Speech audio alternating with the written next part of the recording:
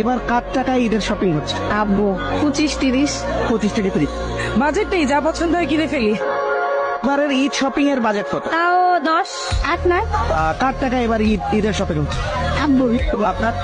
Husband. Thanks জানাবো না, কিন্তু ঈদের শপিং এর টাকাটা আরেকটু বাড়াতে বলবো, এই টাকাটা কম হয়ে যাচ্ছে। এবার ঈদ শপিং এর জন্য বাজেট কত? এই তো 25,000-এর মতো, 20,000-এর মতো। Wake up to reality.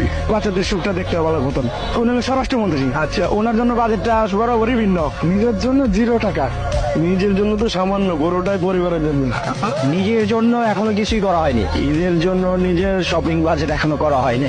নিজের কোনো বাজেট নেই আসলে। নিজে যখন থেকে কাজ করা শুরু করেছি তখন থেকে আসলে পুরুষ মানুষের জীবন থেকে যে ঈদটা হারিয়ে যায় এরকমটাই হয়ে যায় আর কি।